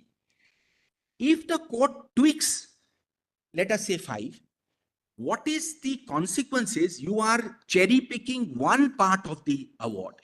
The person who has actually lost, in a sense, because four of his five have been wrongly disallowed, has no remedy because he accepts the wrong judgment of the arbitrator. So, my lord, when your lordships come to a conclusion of it's a very serious matter to set aside number. When your lordships come to the stage of patent illegality, or the stage of setting aside cannot be the norm. Then, because of the seriousness of the matter, the set aside follows, because your lordships have lost faith in the tribunal. It is not an appeal where your lordships will modify this, change this. So, this is my first. If he has not challenged the rejection of the 4 claims. My lord, he may have not been able to challenge the rejection of the 4 claims because even though it is wrong. Why? Because he can't. Several decree. If he several claims. No, I'm saying, my lord, it is, let us say it is connected. He cannot challenge those 4 wrong decisions because, my lord, unlike in a court, arbitration is not right or wrong. It may be a wrong decision on appreciation of evidence. It may be a wrong decision on appreciation of law. But because of the discipline of arbitration, you have accepted Mr. So-and-so as your arbitrator. You can't challenge under 34. That's the whole point. Otherwise, my lord, you have, that's why, my lord, the moment we bring. Yeah, let's be very clear.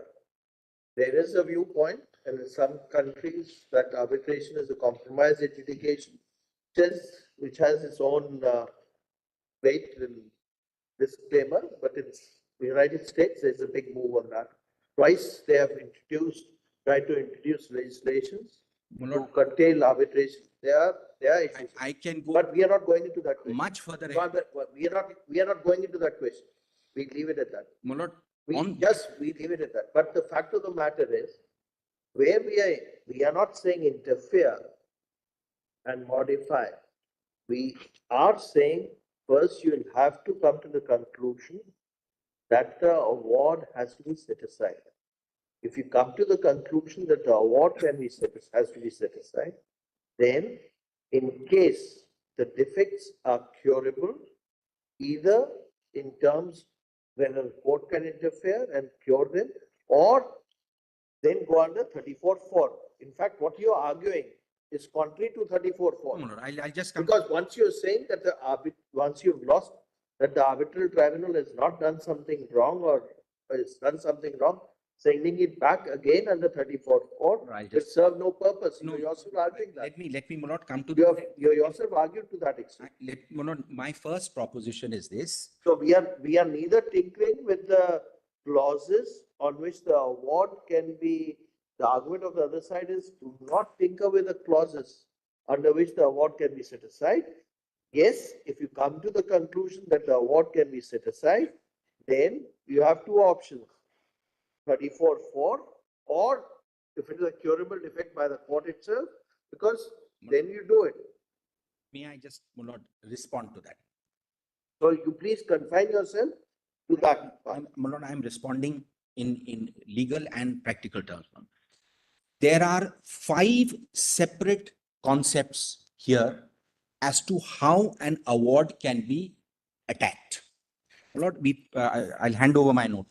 One is the power to confirm an award. Under our law, under the 1940 Act, there was a power to make an award rule of the court. Under some statutes, there is power to confirm an award. Model law, and we do not have there is no role of the court in confirming an award. The role is a negative role. The role of positively affirming, confirming an award does not exist either in the model law or in the 1996 Act. Except part 2, the recognition part, maybe. Recognition is also not confirming an award. Recognition is a completely separate concept. My lord, the second concept is of variation. I am not using the word modification, my lord, because modification can mean many things to many people. So, my lord, the word which is used is variation internationally. Variation means that you affect in some way the relief, or you modify and enter and cross the Lakshman Rekha into the merit. So, my lord, there is variation. That is one second concept. My lord, the third concept which your lordship has is correcting an award. Correcting an award, which was earlier there, my lord, in section 16 of the Act, is now placed in Article 33, which is our section 33, which in fact is important because it gives power to the tribunal, which was earlier there before the court. Now, my lord, all these concepts are relatively clear. Now we come, my lord, to the fourth concept of remission. Remission also has a particular meaning. My lord, remission is when the court sends the matter back to the tribunal. That's all that remission means. 34.4 is where you send the award back to the trial. I'll hand over my note. We have quoted some portions of the ancestral model. Remission is remand to under Article 34.4. Now, my lord, very interestingly regarding remission, unlike the previous law, there's commentary on this, remission was a standalone power of the court. You can remit. Here, advisedly, and the learned solicitor has read it out, remission is couched specifically within the set-aside provision. 34.4 is placed, my lord, remission could have been a separate power like in the UK, etc., where you simply send it back with some directions or otherwise, etc., and then the court, whatever happens, there are statutory provisions. Remission means within section 34.4, I am not going into the scope of remission because there are at least 3 judgments of your court, of your lordship's court, which have explained remission. There is also a court of appeal judgment of the Singapore court, which has also explained remission. So, my lord, I am not going into remission. Your lordships have settled the law on Article 34.4. Subject to what is being said, my lord, there are the IP is the latest judgment. It is there. The idea again, my lord, one has to look at this. Idea again is the legislature intends that it is the tribunal in which you have faith, which is given the power to cure the defect. The legislature did not intend that this power of remission is to be exercised by the court itself in the first instance. It did not, my lord. It said that if you find it appropriate, you, on an application of a party, again, my lord, not suo motu, on an application of a party, adjourn the matter. First send it back, then adjourn the matter. That's the language. So that if the curable defect is cured, your set-aside ends. You don't need to bother with a set-aside if the defect is cured when it comes back to you. Again, my lord, that's the logic. Now, my lord, we come to the most important aspect of annulment and set-aside, and whether annulment and set-aside encompasses within it the concept of variation. You know, I'm very careful to use the word variation because modification, again, we don't know where it stands. Does the concept of setting aside encompass the question of variation? My lord, there are some passages. I'll just read first, if your lordships permit me. Before I come to this aspect, I will read 2 paragraphs from Redfern and Hunter, my lord, which is applicable across the board. It is a very, very pithy paragraph, which perhaps your lordships will understand where I'm coming from. Please see page 150 of volume 4. It's a very interesting paragraph. I think it says a lot.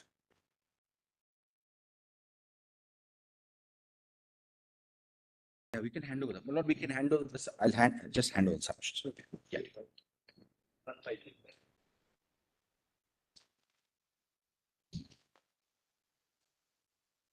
Here, my lord, it starts with the sentence. It's the chapter headed Challenge of Arbitral Awards. I wonder if your lordships have got it. It starts with the sentence, no one likes losing. So it is not surprising that when a client is disappointed with an arbitral award, the first question the lawyer is asked, how can I appeal? As is so often the case when a lawyer is asked a question, the answer is It depends. First, it depends on whether the relevant rules of arbitration establish any internal appeal procedure, as is the case in certain maritime and commodity arbitration systems. This is like central trade, etc. There is an internal appellate procedure. It is noteworthy that most arbitration rules do not provide for such an appeal. Indeed, most institutional rules provide unequivocally that an arbitral award is final and binding. This is our section 35. These are not intended to be empty words. One of the advantages of arbitration is that it is intended to result in the final determination of the disputes between the parties. If the parties want a compromise solution to be proposed, they should opt for mediation. If they are prepared to fight the case to the highest court in the land, they should opt for litigation. By choosing arbitration, the parties choose in principle finality. An arbitral award is not intended, and I rely on this a lot, not intended to be a mere proposal as to how dispute might be resolved, nor is it intended to be the first step on a ladder of appeal through national courts. This is something your lordships will keep in mind while considering whether the power of modification should be exercised by the court. So, my lord, one aspect of this is, one policy aspect of arbitration is finality. And I'll show, my lord, that is what our 5-judge bench in Raipur, Chokamal, has also said. Finality is one major aspect. Then, my lord, to the losing at disadvantage may seem in retrospect very opposite. Laws of many countries reflect the policy of New York Convention. What has been described pro-enforcement bias means that while it may be possible to challenge an arbitral award, available options are likely to be limited and intentionally so. I'm not reading 10.04 and 10.05 for the moment. Please come to 10.06. The purpose of challenging an award before a national court at the seat of arbitration is to have that court declare all or part of the award null and void. If an award is set aside or annulled by the relevant... Just 1 minute. Whole or part of the award null and void? Yes. Yes, part of the award can be null and void. Can be partial set aside, my lord, is well recognized. There's no dispute. That is, my lord, my learned friend will address your lordship. Partial set aside is effectively, my lord, partial and no difference. Not only by the courts of the seat, but also by national court. This is because under such New York Convention model law, competent court may refuse to grant recognition and enforcement of an award, which has been set aside by court of the seat of arbitration. Important to note that following complete annulment, the claimant can commence proceedings because the award simply does not exist. That is, status quo ante is restored. This was mentioned, my lord, in the Hakim judgment. The reviewing court cannot alter the terms of an award, nor can it decide the dispute based on its own vision of the merits. Lordships will consider whether, by granting to your lordships the power of modification, is the court going down this path? Unless the reviewing court has the power to remit the fault to the original tribunal, as in England, a new submission of the dispute to arbitration after annulment has to be undertaken by commencement of new arbitration. So, my lord, this is 10.6, which has been set out in Hakim. But what is more important, my lord, is 10.1 and 10.2, which is the aspect of finality, which is a crucial policy aspect which your lordships will consider. Now, my lord, I want to show one judgment on what annulment means, because it's very important, my lord, to understand what annulment means. We have all been talking about the words, my lord, internationally used are set aside, annulment, vacato. What does this mean? And, my lord, we have there are, of course, my lord, Singapore judgments. I will meet the point specifically lays that Singapore law has a prohibition. I will show, my lord, that is probably not a correct interpretation. I'll show that. But I want to show your lordships first the Topfer judgment.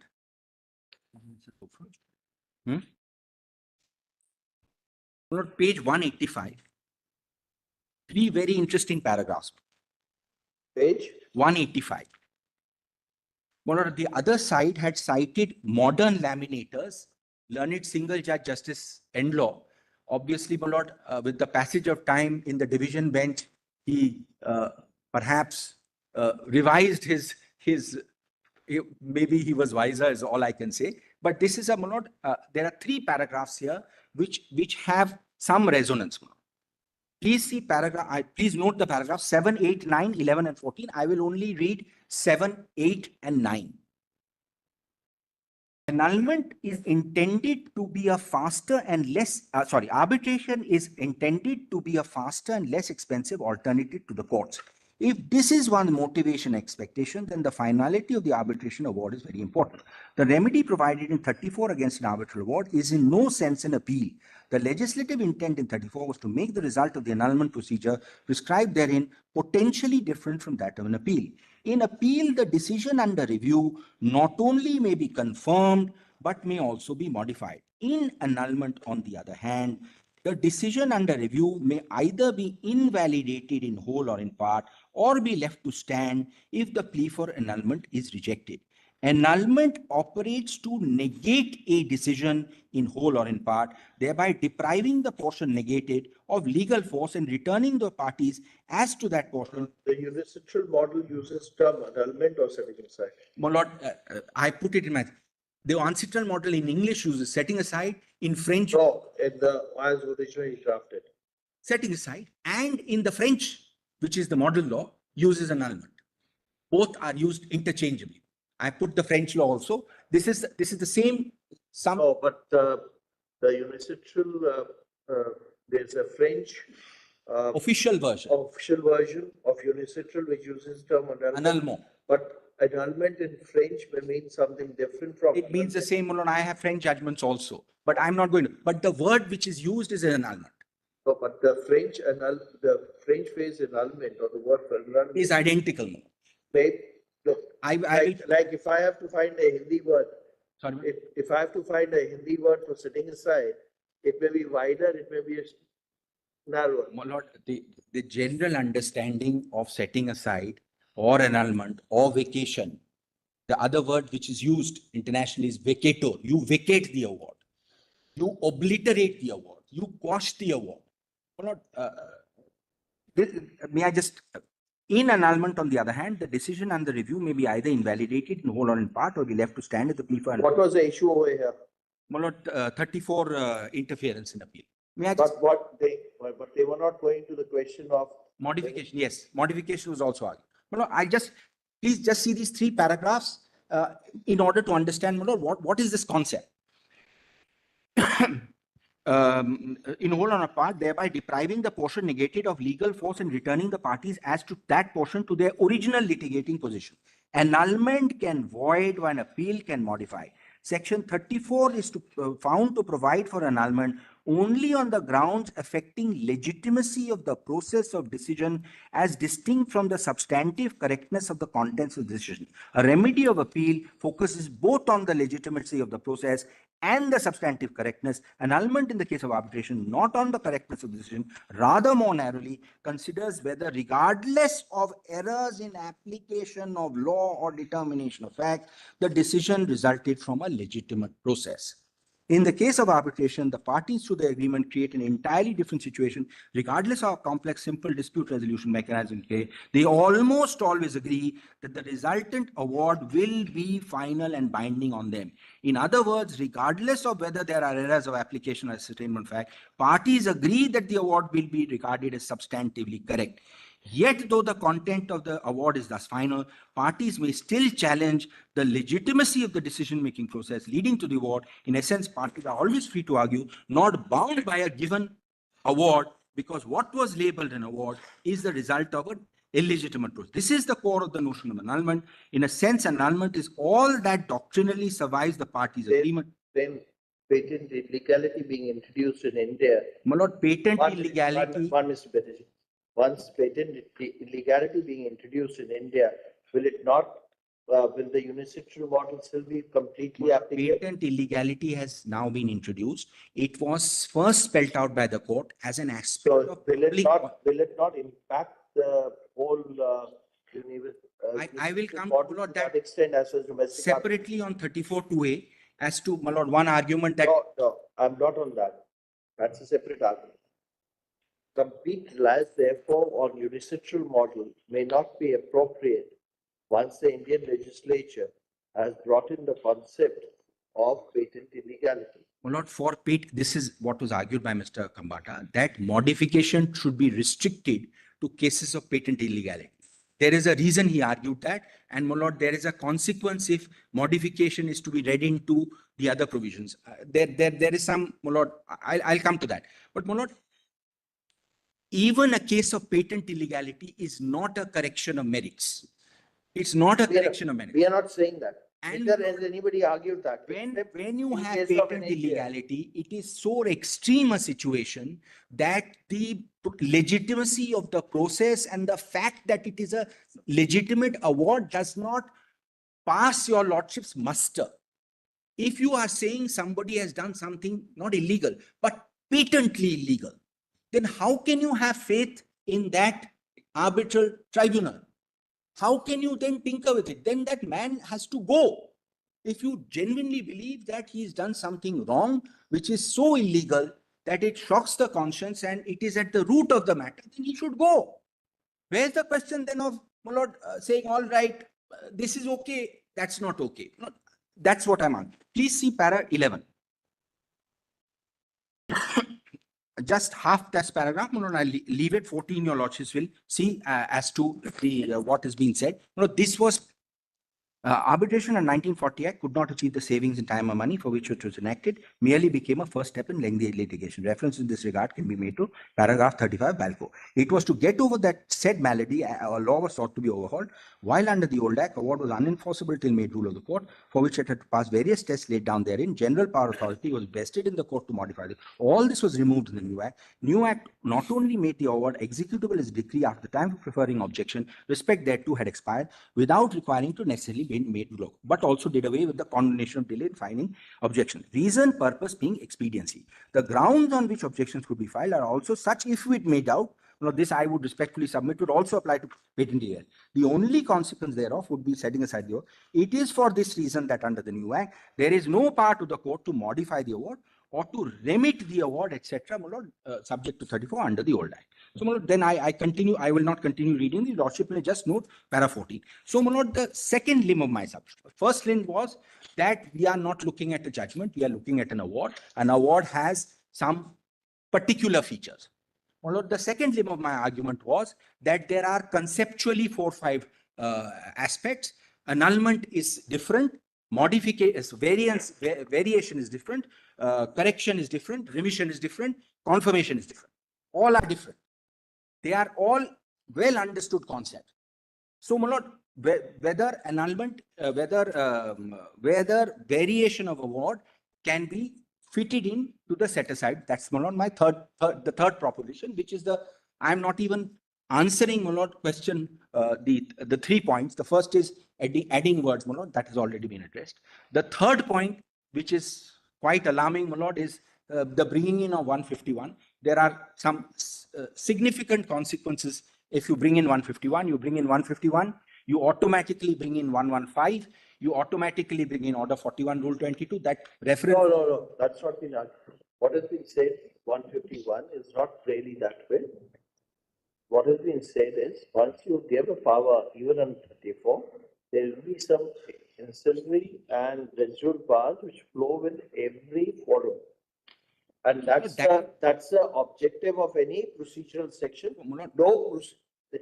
No procedural enactment can visualize and deal with all sorts of situations. So, that's why, except in Evidence Act, we always say everything is permitted until unless it's expressly barred or impliedly barred. You don't have to look at the provisions of the CPC or the CRPC to find out whether a particular procedure is permitted or particular way.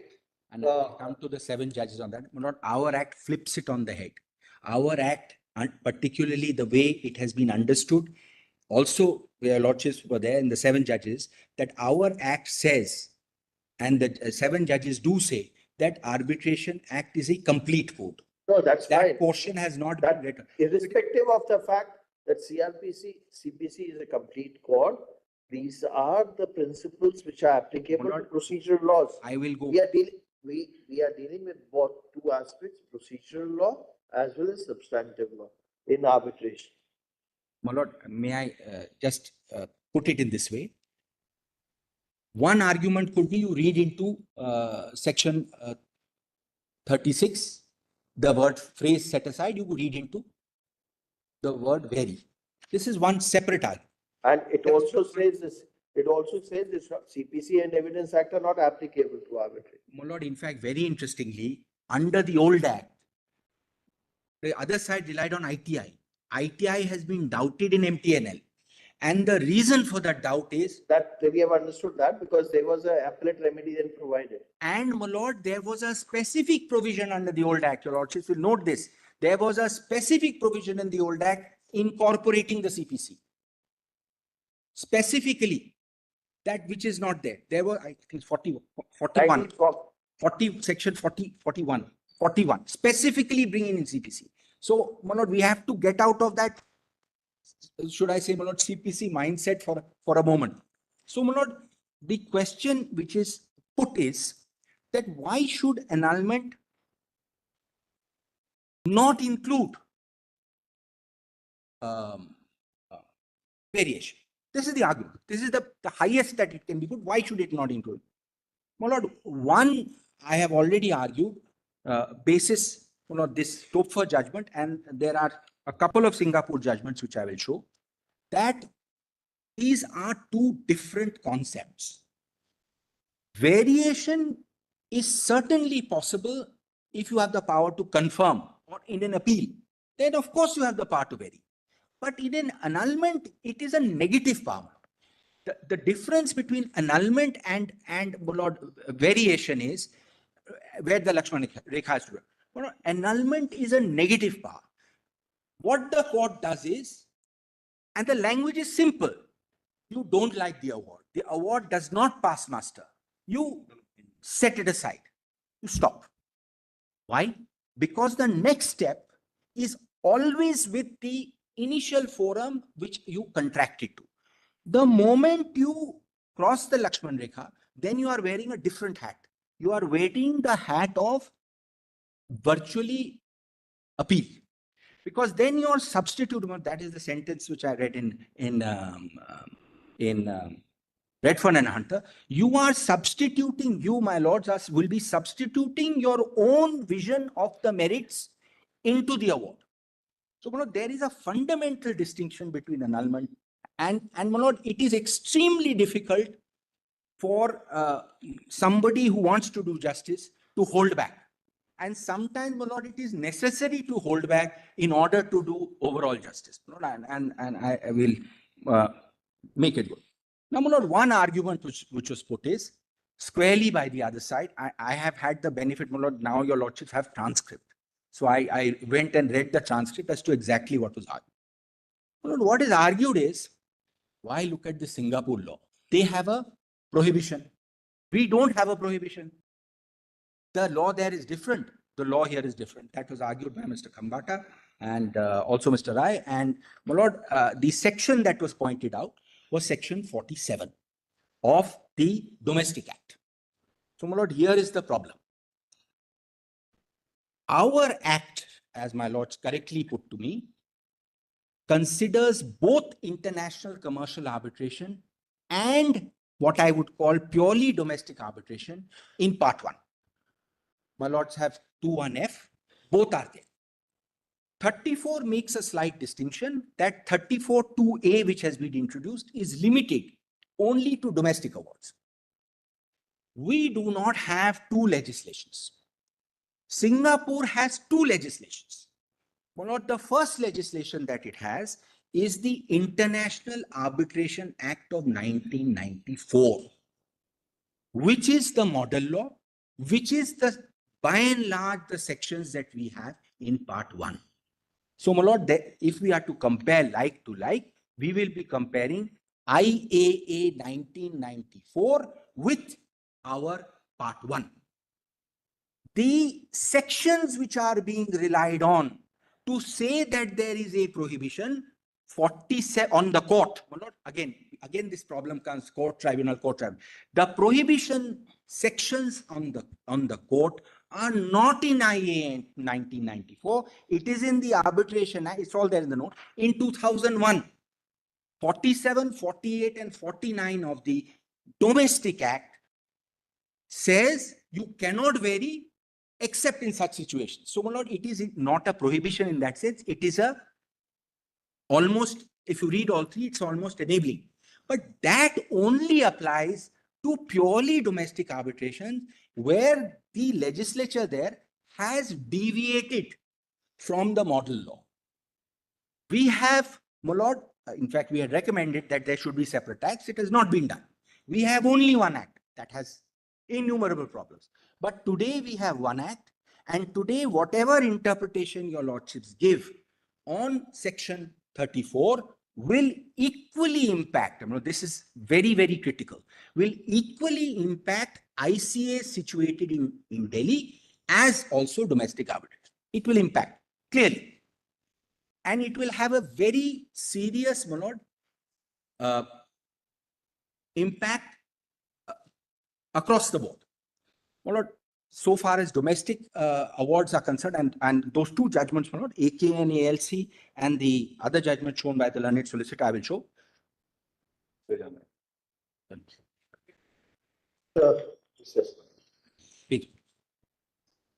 Please try and conclude by 3 o'clock or 2:30, 3 o'clock. Then we'll hear the service. Please, I'll conclude.